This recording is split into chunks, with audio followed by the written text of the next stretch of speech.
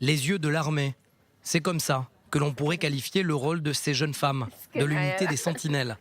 C'est grâce à Zamanaï que des soldats ont pu être sauvés d'une embuscade. Elle raconte. J'ai dit aux soldats sur le terrain d'attendre parce qu'il me semble que c'est une embuscade. C'est à ce moment que je vois un homme sur un toit qui dirige son arme de la manière suivante et j'ai compris que j'étais face à un grave incident.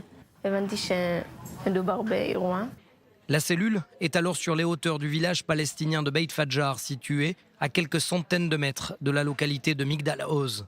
Des hommes ouvrent le feu puis s'enfuient dans les vallons. Zamanaï perd leurs traces mais dirige les soldats sur les lieux des tirs.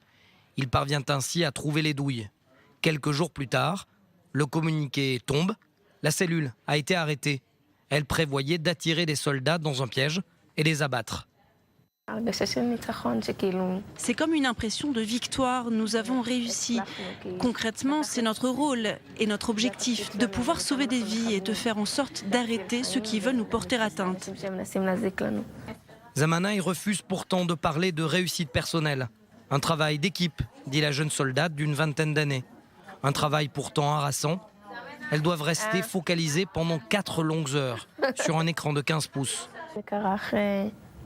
Ça s'est passé après 3 heures de garde, mais dès que je me suis aperçue que quelque chose de bizarre se déroulait sous mes yeux, je n'ai pas eu de doute. Quand on est là, à passer des heures devant ces écrans, difficile de comprendre la responsabilité qui pèse sur nos épaules. Mais cet incident est comme une piqûre de rappel concernant la responsabilité de mon travail. Zamanaï s'est engagé il y a 10 mois. Il lui reste donc 14 mois à surveiller l'une des régions les plus complexes, entre Bethléem et Hébron, l'un des bastions du Hamas.